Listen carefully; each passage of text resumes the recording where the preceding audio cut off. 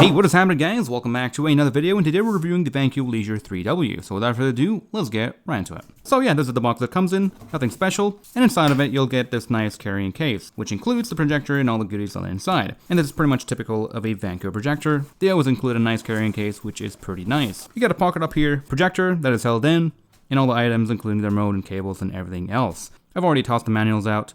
I'm pretty much re-recording this entire video with this new lens and new setup, so hopefully this video should be more concise. So let's quickly go over the stuff that you get inside the package. Starting off with the 2-prong power cable. Now, this is pretty nice because the power supply is actually built into it and not external, so you can't lose it, and there's no clunky power adapter that you have to deal with. Next up, we get an HDMI cable, a VGA cable, which is a nice inclusion, the AV cable, a standard remote that comes with tactile buttons and runs off 2 AAA batteries, which are not included, and finally, the projector itself. And here's what that looks like on the inside.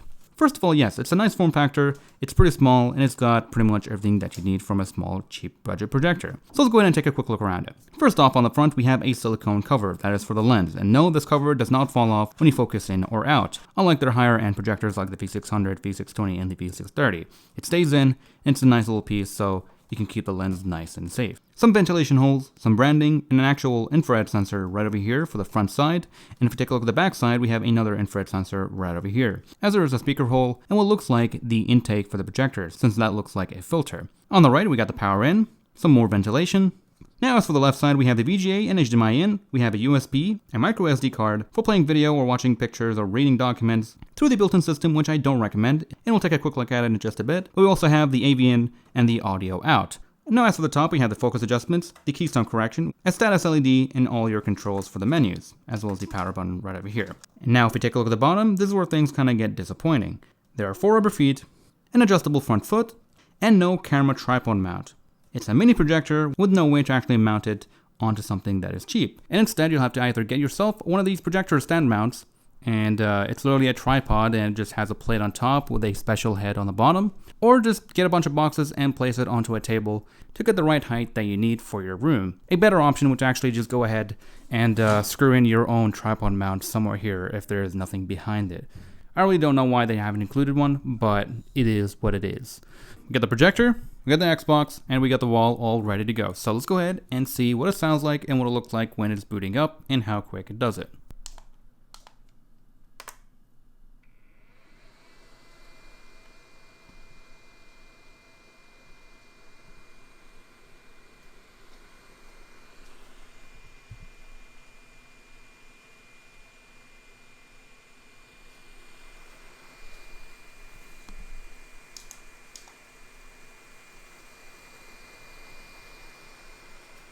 So that's what that looks like, and currently we got some bright lights, so let's go ahead and turn off one of them. And we're kind of simulating daylight, and since it's not a powerful projector, you want to turn off everything. So here we are. Alright, so here is the menu that it comes with when you first boot it up. It's a pretty interesting menu, and the price point of this projector is around $140, but here's what we have. We have a built-in media player, we have HDMI, VGA, micro SD card, as well as a USB source option. We got MiraCast, iOS Cast, we got KOALA TV, which is a bunch of clips that are pulled from YouTube over the internet. And yes, it has built-in internet, which is pretty impressive. And it does have YouTube, and it does work, but it's not great. And I'll show you guys why. Now, although this projector is listed as 1080p, or should I say supports 1080p, it doesn't really list the exact resolution of the projector, which really it should. Because this projector is not 1080p, it's not 720, but you guessed it, it is 800 by 600. Really unacceptable for 2020 standards. Yes, it is a $140 projector, but why not save up for something better? But to be honest, it's not that bad. Now, in my last video, I have reviewed it in this format, 90 inches. It's not great with 90 inches, I'll be honest. There's not enough brightness, and the resolution isn't great either. So I'm just gonna go ahead and actually push this projector slightly in, and to just get better quality overall. We can see that we got some really nice focus on the center, and we can tell that because we can actually see the individual pixels thanks to that super low resolution. And let me zoom in right there. So we got the center, nice and crispy pixels. The top left corner here isn't too bad. So overall, the focus on the projector is not bad. Now, as for the quality itself and the uniformity of the lighting, it really isn't all that great. And you can probably tell right over here. So let me go ahead and put a full white image and show you guys what that looks like. So here's a white image, and as you can see, it's just not uniform. We got a white line right here, a big shadow that spans all around this area, And same thing with this area right here. So we've got a whole lot of vignetting going on here. The image is just not that bright. If we go in and try different colors, here's red. This is where you can really tell what's going on here, especially on camera. So here's a quick tour around the menu, starting off with the settings. When I booted up this thing for the first time, I was surprised that it had YouTube and it had a Wi-Fi option. I was like, what? But it does have Wi-Fi and it does work. And you basically get in here, you go to Wi-Fi, you do a scan, you put in your password, while you're basically using this on-screen keyboard, and you're pretty much in. In the projection tab, we have the projection mode, and basically you can just go ahead and flip it around and do all that stuff. But really it doesn't make any sense because this thing doesn't even have a mounting option on the bottom of it. So you got to make your own mounting option if you want to even flip this thing upside down. Under advanced, we got languages, we got a boot sequence, which where it goes by default. You can have it set to go home or AV or VGA. I personally have it on HDMI because I'm not going to use any other options. Next up, we have the sleeper timer, which you can go ahead and set. After that, you got local update and online update, which, let's be honest, we're never going to get. Reset factory settings, and finally, in the information tab, we have some information. 2G bits, that's Baba Bowie. But let's go ahead and take a look at the KOALA TV. It must have some really good content, right? All right, so let's see what we have here. We got movies or trailers or whatever that is. We got swimming, meditation, cosplay, fish, I guess, and whatever that is. Yep, that's a big no for me. And if you're wondering, no, we cannot change the actual quality of the video, nor you can actually change the picture quality of the projector and how it projects onto your screen. So, at least in the apps themselves. But one thing we do have in this app is we can actually fast forward, which is nice. So, let's go ahead somewhere in the middle here.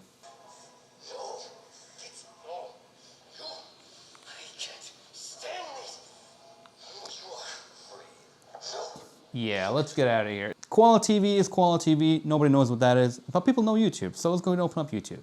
And what do you know? It loads, which is nice. It's got a search bar, and it's got trending stuff, and it's a YouTube player. It's pretty decent for kids if you just want to play a quick video off YouTube. To be honest, it's pretty decent. Can't complain. You can't log in with an account, so you can't have your tailored suggested videos. But if you have kids, I think this would be perfect because you can just give them a projector and hope that they don't watch something weird. But they do have some cartoons, and you can just play them right off the projector, which is pretty nice. Just slap some power, give it some Wi-Fi, and you're good to go.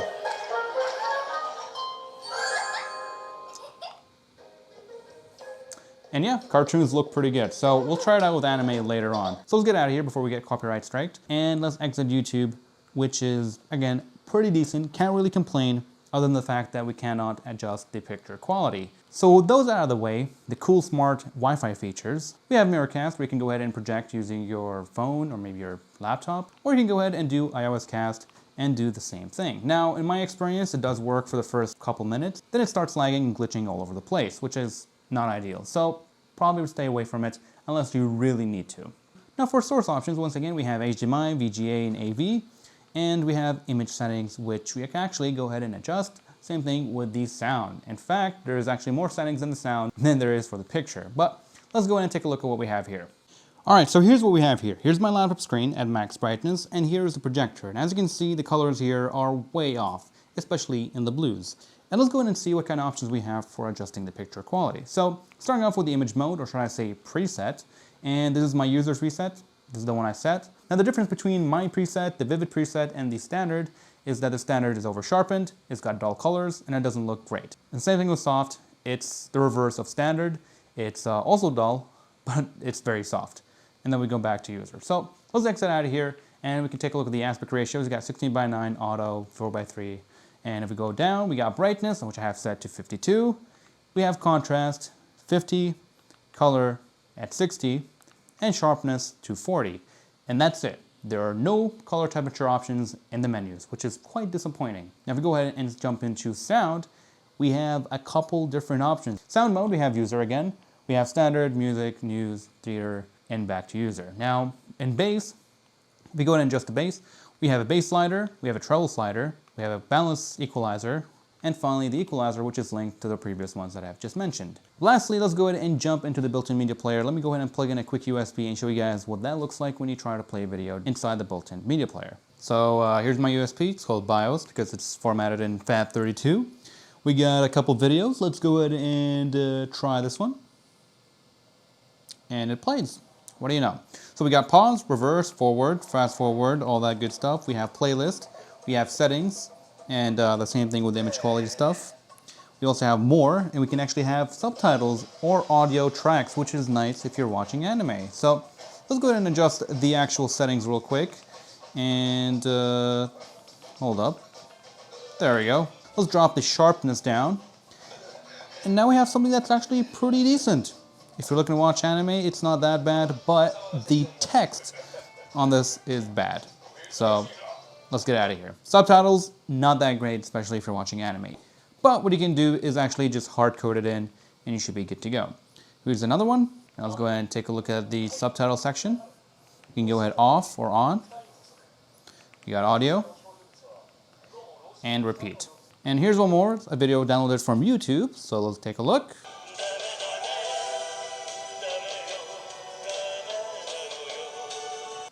Alright, so that is all for the built-in player. We got music, we got photos, we got text. But anyways, that is all for the built-in player, and that is all for the internal system. You pretty much have seen it all. There's not a whole lot of control in terms of picture. It is just missing a color temperature slider. It's very cool out of the box and you can't change how it looks. Alright, so here we are with the response time test, and as you can see, we're getting around 40 to 50 milliseconds of response time, which is actually not bad, especially for a budget projector, which means it's good enough for gaming. So let's go ahead and play some games and see how it performs.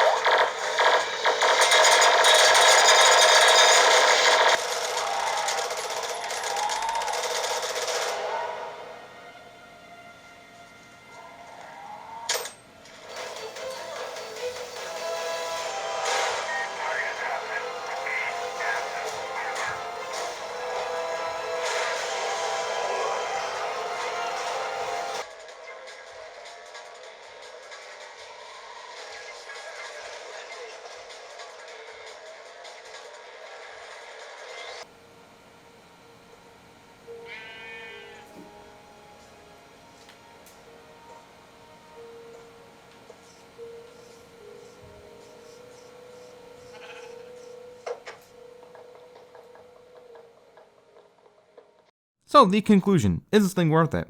Well, as you have saw, it's not great in many aspects, but it does have some very cool features such as built-in YouTube player and the fact that it's actually pretty responsive, so you could play some games. It does have that built-in media player, so if you're someone who wants to watch anime and you really don't care about the quality, then this might be something that you can look into. Other than a kid's mini projector that you just don't care about, but if you just really want something cheap, I would recommend saving up and getting something slightly better, maybe their V600 model, or something that is 720p, because the resolution here is just not acceptable. It wasn't acceptable in 2016, and it certainly isn't in 2020. In the end, it will all come down to you. I gave you all the details as much as I could. You could decide if this thing is worth it. Personally, I would save up and get something that is at least 720p, which will also happen to have better features, and one thing for sure, it will look much better with better picture quality controls and better brightness. And other than that, that is all for this video, so thank you for watching. If you have any questions, do let me know in the comment section below, and I'll see you guys in the next one.